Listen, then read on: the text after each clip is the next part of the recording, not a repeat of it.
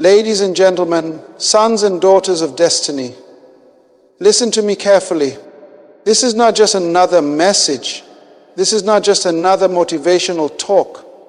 No, this is a divine interruption, a heavenly alarm clock sounding in your spirit, shaking you awake before it's too late. Because something is happening right now. Not tomorrow, not next year, now. The world is shifting. The systems are shaking. Governments are trembling. Identities are being stolen. And if you're not careful, you'll sleep through your assignment while the enemy builds on your land. But you, yes, you, were not called to blend in. You were chosen to stand out. You were not designed to react to history. You were born to create it. You are the answer someone has been praying for. You are the strategy heaven released into the earth. You are not a mistake. You are a movement. But hear me, you must act before it's too late. To everything there is a season and a time to every purpose under heaven. Ecclesiastes 3:01. That means purpose has a timeline and disobedience has a deadline. So here's what the chosen must do before it's too late. Number 1, rediscover your original assignment. Before you were born, before your mother met your father, before you ever took your first breath, there was an assignment written with your name on it. You were not created randomly. You were not born by accident. You were sent to earth as a solution to a specific problem in a specific generation. You are not a copy. You are a divine original. Every manufacturer designs a product with a purpose in mind, and the success of the product is only guaranteed if it is used according to the original intent of the manufacturer. The same is true for you. God, the Creator, never creates anything without a purpose. If He made you, it means there's something inside you the earth desperately needs. But purpose is not discovered through ambition. It is revealed through alignment with the mind of God. The tragedy is this: many live and die without ever reconnecting with why they were born. They chase titles, money, recognition, followers, and applause, but never stop to ask, what was I born to do? The result? Frustration, confusion, and a life filled with activity but void of fulfillment. You can be busy and still be barren. You can be talented and still be lost, because without purpose, life becomes trial and error. That's why we must rediscover the original assignment. See, your assignment is not something you invent, it is something you uncover. It was buried within you before you arrived. The enemy of your soul knows this, which is why he spends so much effort trying to distract you, delay you, and derail you. If he can get you to chase everything except your purpose, he's already won.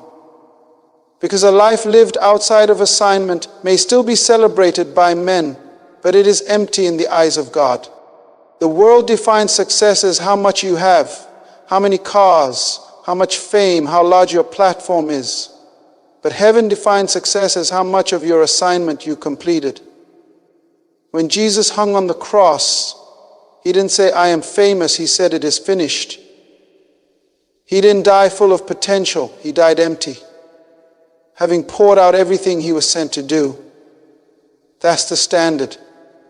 That's the call. To rediscover your original assignment, you must first return to the source. You cannot find out why a thing exists by asking the thing itself. You must go back to the mind of the Creator. And that requires intimacy. God does not reveal destiny to strangers. He speaks in secret to those who seek Him in the secret place. Prayer is not just a religious exercise. It is the environment where purpose is revealed. And if you've been wandering, it's time to get still. Shut out the noise. Mute the distractions. Go back to the altar and ask, why was I sent here? Don't ask what's trendy. Don't ask what pays well. Don't ask what people expect. Ask what God wrote about you before you were formed. because what he wrote is what will stand. The Bible says in Jeremiah 1:05, "Before I formed you in the womb, I knew you, and before you were born, I set you apart. I appointed you as a prophet to the nations." Notice the order. Before formation came purpose. You were known before you were shaped. That means your assignment predates your body. Your body is just a container. Your spirit carries the call. So if you're trying to find purpose by looking in the mirror or comparing yourself to others, you'll never. Your assignment is not outside of you, it's inside you, buried deep, waiting to be unlocked. And here's the truth. Purpose is not always glamorous. It won't always make sense to others. It may not make you famous. It may not fit into society's mold. But if it's from God, it will produce eternal impact. And when you walk in it, even in obscurity, you will feel divine fulfillment. Because purpose gives meaning to pain. It gives clarity in chaos. It anchors you when the storms of life hit. Without it, life becomes survival. With it, life becomes mission. The enemy works overtime to bury your assignment under layers of fear, trauma, disappointment, and worldly ambition. He wants you to believe you're too broken, too late, too old, too lost. But that's a lie. If you're still breathing, the assignment is still active. It's not too late to rediscover it. You may have wasted years, but God can redeem time. He's not limited by clocks or calendars. What you thought was a delay can become your testimony. If you'll turn back to Him, He will reveal what's been buried. But understand, rediscovery comes with responsibility. Once you know what you were born to do, you are no longer allowed to live casually. You can't say yes to everything. You can't entertain every relationship. You can't scroll endlessly through life. Your time is no longer your own. Your gift is not your possession. You are a steward of an eternal assignment, and heaven is watching how you manage it. Let me ask you this. What's that thing that keeps tugging at your heart? That dream that won't die? That burden that won't let you go? That cry you hear in your spirit when the world gets quiet? That's not random. That's your assignment calling you. You've just been too distracted to answer. And here's what many don't realize. Your assignment is usually tied to your deepest pain. What you survived, you were called to solve. The area of your greatest attack is often the place of your greatest authority. So don't run from your story. Don't hide your scars. Your pain has a purpose, and your testimony is someone else's survival guide. The enemy attacked that area because he saw what God placed there, but it's time to take it back and walk in your mandate. Assignment is not always easy, but it is always worth it. And God never gives vision without provision. When you walk in what you were created for, doors will open, resources will align, helpers will appear, because heaven funds what heaven authorizes. But don't make the mistake of thinking your assignment is only about a platform. It may not be on a stage. It may be in a classroom, a hospital, a boardroom, or a street corner. Don't limit God's call to a microphone. Purpose is not about being seen. It's about being sent. You may never be known by millions, but if you're known in heaven as someone who completed their assignment, you have succeeded. The hour is urgent. The time is short. And the chosen cannot afford to live another day on autopilot. The world doesn't need more celebrities. It needs more obedient vessels. Vessels who are bold enough to step into their divine mandate no matter the cost. Chosen ones who wake up every morning and ask, Lord, how can I serve the reason I was born today? The graveyard is full of unfulfilled potential. Songs never sung, books never written, inventions never built, lives never transformed, all because someone never rediscovered their assignment. But that won't be your story, not if you decide today, right now, to go back to the one who sent you. Because when you know your assignment, you no longer need to compete. You stop comparing, you stop copying, you move with confidence, because you know you were sent to do what no one else can do, how only you can do it. That's the power of rediscovering your original assignment. It frees you from performance and anchors you in purpose. So stop running, stop doubting, stop hiding. The time is now. The shift is here. The call is real.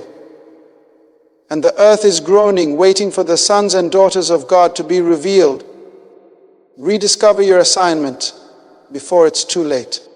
Number 2, detox from the noise of the world. We are living in an age of overwhelming noise. Not the kind you hear through your ears, but the kind that bombards your soul. Screens glow day and night. Voices shout for your attention. Information floods your mind from the moment you wake up to the moment you close your eyes. And even then, the noise follows you into your dreams.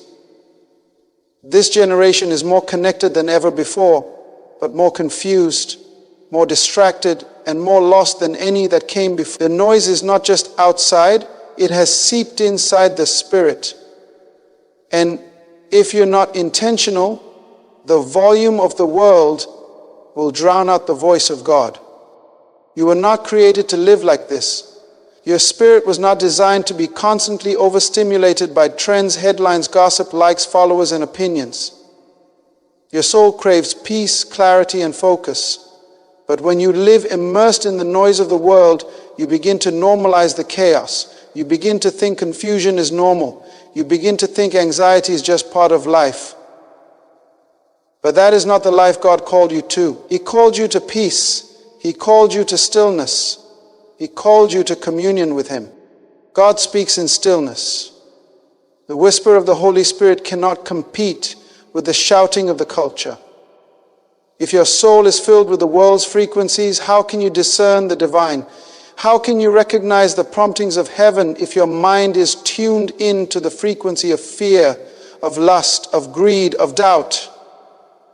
God is not silent. Many are just too loud to hear Him. There was a prophet named Elijah who once stood on a mountain waiting to hear from God. A wind came, then an earthquake, then a fire. But God was in none of them. Then came a still small voice, and there He was. The Lord is not found in the noise. He is found in the stillness. But stillness requires effort. It requires discipline. It requires you to disconnect from the world to reconnect with the kingdom. And that is where the detox must begin. Not a physical detox, but a spiritual one, a mental one. A soul-level cleansing from everything that has dulled your sensitivity to God. Social media is not evil, but it is loud. Entertainment is not always sinful, but it is distracting. The news is not always false, but it is fear-filled. And when you allow these things to be the primary voices in your day, you are slowly being discipled by the world instead of the Word. The noise is subtle. It doesn't shout, "Follow me and abandon your purpose." No. It whispers through endless scrolling, through passive comparison, through the fear of missing out. It trains you to look sideways instead of looking upward. It gets you addicted to updates instead of truth. It fills your day with trivia so there's no room for truth. You begin to live reactively instead of prophetically. You respond to what's happening instead of discerning what God is doing. And here is the danger. When the noise becomes normal, you stop noticing how far you've drifted. You begin to confuse activity with productivity. You start calling stress grind and exhaustion success. But your soul knows something is wrong. Deep down, your spirit starts crying out for something real, something deeper, something eternal. That's the cry of the chosen. It's the part of you that knows you were not born to just survive the day. You were born to hear from heaven and release heaven on earth. But that power only comes through clarity. And clarity cannot live where clutter is king. You see, detox is not just about elimination, it's about restoration. You're not just removing distractions, you're making space for divine instructions. You're not just shutting off the world, you're tuning into the Spirit. And that requires intentional decisions. It means you may need to delete certain apps, unfollow certain voices, cancel some subscriptions. Not because you're religious, but because you're serious. Serious about your destiny, serious about your clarity, serious about guarding your ears, your eyes, and your heart. The chosen ones must be ruthless about what they allow to enter their gates. The eye gate and the ear gate are sacred. They are the entry points to your soul. If the enemy can control your gates, he can contaminate your thoughts. And if he can corrupt your thoughts, he can hijack your decisions. Your life is always moving in the direction of your dominant voice. So who's really leading you? Is it the Holy Spirit or is it the algorithm? There is a reason Jesus often withdrew from the crowd. Not because he didn't love people, but because he knew clarity required consecration. He knew his assignment could not be maintained while constantly surrounded by noise. He would often slip away to lonely places to pray. He would silence the world so he could remain in sync with heaven. If the Son of God needed solitude to stay aligned, how much more do we? You must learn to protect your atmosphere. You must treat your mind like sacred ground. Don't let just anything grow there. Don't let just anyone speak there. Don't let the culture plant seeds of doubt where God planted destiny. If your mind is constantly being filled with negativity, fear, and confusion, don't be surprised when you feel overwhelmed and directionless. You are a product of what you consume. Feed your spirit more than your screen. The detox is not easy. It will feel uncomfortable at first. Silence can be terrifying when you've been surrounded by noise for so long. When you finally turn off the distractions, you may hear the buried pain, the unresolved trauma, the old wounds you've been avoiding. But hear me, that's exactly where healing begins. God cannot heal what you keep hiding behind noise. Silence is where the surgery of the soul takes place. This is why fasting is so powerful, not just from food, but from media, from entertainment, from everything that has become louder than God. When you fast the noise, you begin to hear again. You begin to feel again. Your spiritual senses awaken. You realize how dull you had become. The Word comes alive again. The presence of God feels near again. The voice of the Spirit gets clearer. That's what happens when the noise dies and the Spirit rises. And once you've detoxed, you must guard what you allow back in. Don't go back to what God pulled you out of. Just because it's popular doesn't mean it's purposeful. Just because it's trending doesn't mean it's truth. You are not called to fit in with culture, you are called to transform it. But you can't transform what you resemble. You can't carry heaven's power while being addicted to the world's noise. This detox is urgent. The times we are living in require clarity. We are not in a season of convenience. We are in a season of calling, and calling demands concentration. The enemy is working overtime to keep you entertained, distracted, and divided. But you must rise above it. You must be the one who says, I refuse to lose my soul to sound bites. I refuse to trade my purpose for popularity. I refuse to let the noise rob me of my calling. Chosen ones hear differently. They move differently. They protect their peace. They treasure their focus. They silence the world not because they are weak, but because they are wise. They know that to hear what heaven is saying, they must shut down what the world is screaming. God is still speaking. The heavens are still open. The Spirit is still moving. But the question is, can you hear Him over the noise? You must decide. Will you be another voice in the crowd, or the voice crying out in the wilderness? The detox is not about isolation. It's about alignment. It's not about being anti-culture. It's about being pro-kingdom. And it's not about being perfect. It's about being available. Available to hear. Available to obey. Available to move when God says move. The noise is everywhere. but the voice of God is still the most powerful force in the universe. And to those who dare to silence the noise, it is waiting. Number 3, build what you were told to build. There comes a moment in every chosen life when the instruction is clear.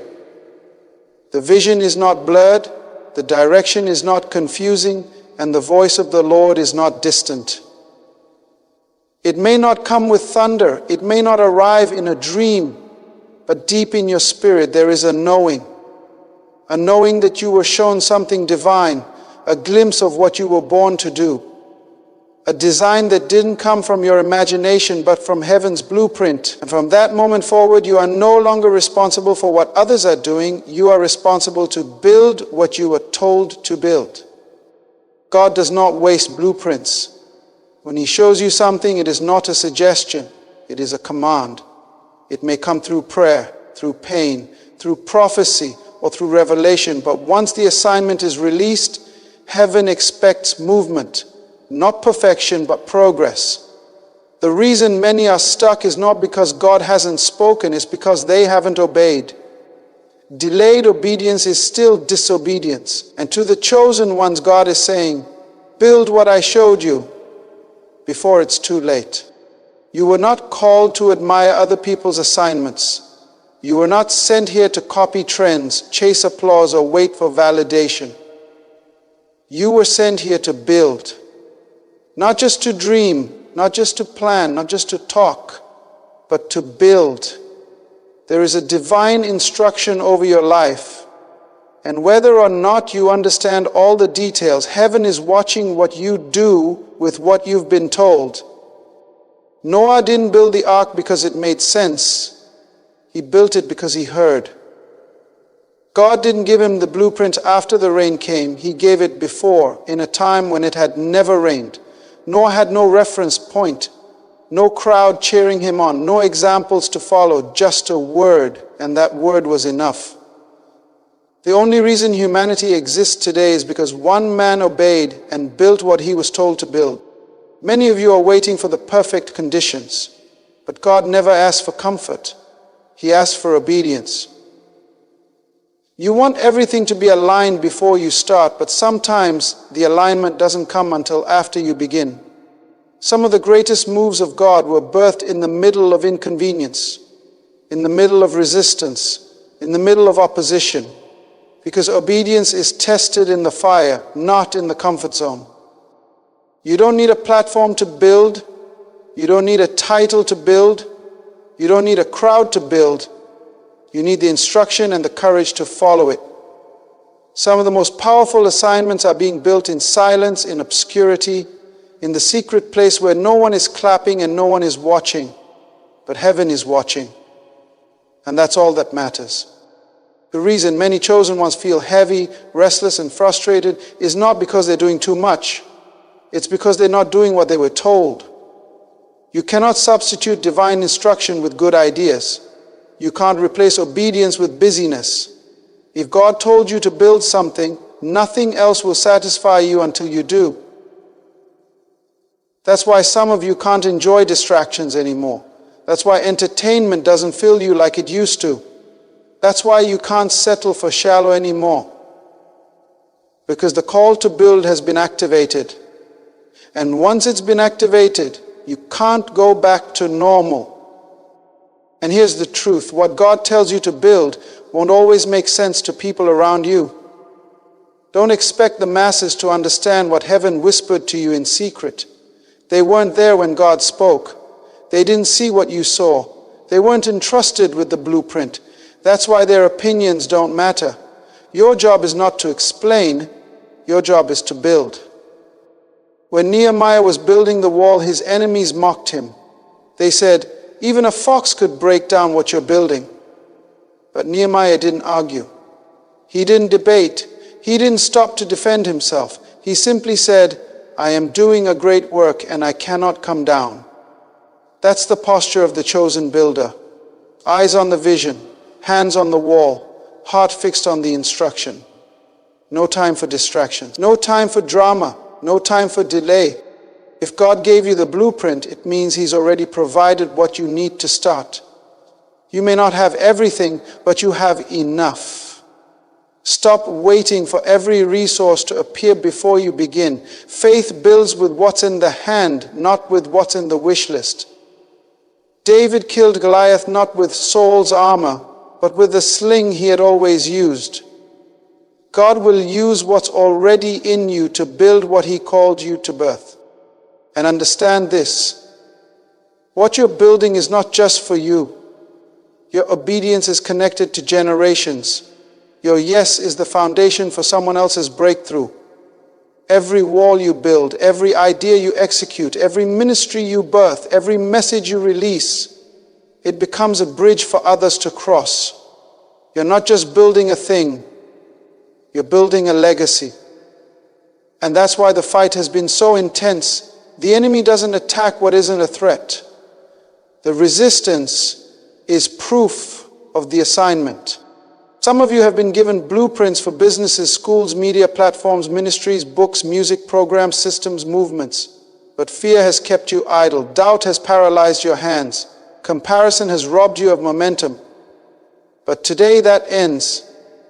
Heaven is calling you back to the blueprint, back to the vision, back to the original instruction, because time is short and what you carry cannot die with you. You don't have time to keep rechecking with people God never consulted. You don't have time to keep seeking confirmation for what He already told you to do. There comes a point where faith is not asking again, it's moving forward. And when you move, heaven moves with you. You must build with urgency. You must build with purity, you must build with excellence, and you must build with faith. Don't wait to feel ready. Obedience is not based on emotion, it's based on trust. Trust that the one who gave you the vision will supply the provision. Trust that even when it gets hard, the grace to finish is greater than the pressure to quit. It may not come fast, it may not look flashy, it may not go viral, but if God told you to build it, it will stand. Because what heaven initiates, heaven sustains. And in the end, when the storms come and the winds blow, only what was built by instruction will remain. So return to the blueprint. Dust off the plan. Get back to the table, pick up the hammer, lay the first brick, send the first email, start the first page, launch the first post. Take the first step. You don't need to see the entire staircase. Just take the first step in faith. Because the question is not, will it be easy? The question is, was I told to build this? If the answer is yes, then your path is set. Your mission is clear. Your orders are divine. Now walk it out. Build it in silence. Build it with tears. Build it when they mock you. Build it when you're tired. Build it when you don't feel like it. Build it because heaven commanded it. You are the builder, the chosen, the one entrusted with divine instructions in a generation that desperately needs solutions. The world doesn't need more noise. It needs structures. It needs systems. It needs answers. And those answers are locked in the obedience of the builders. God didn't choose the qualified, He qualifies the obedient. And He is not asking for your perfection, He is asking for your yes, your surrender, your bold, radical, fearless obedience. Not just on Sunday, not just when you feel inspired, but daily. Build daily, move daily, obey daily. Because in the end, you will not be judged by what you dreamed, you will be judged by what you built. Number 4, separate from anything that's not kingdom aligned. There comes a moment in every believer's life when the call to separate becomes clear. It's not a suggestion, it's a divine imperative. God is calling His people to separate from anything that doesn't align with His kingdom. We live in a world where the lines are often blurred, where good is mixed with bad and where the sacred is entangled with the profane. But the time has come for the chosen ones to rise up, to stand firm and to make a decision. Will you align with the kingdom, or will you remain in the world's ways? Separation is not a punishment. It is a protection.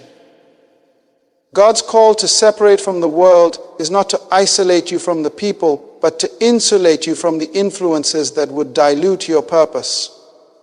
The world is a powerful force. It pulls you in every direction. It screams for your attention, your allegiance, your time, and your energy.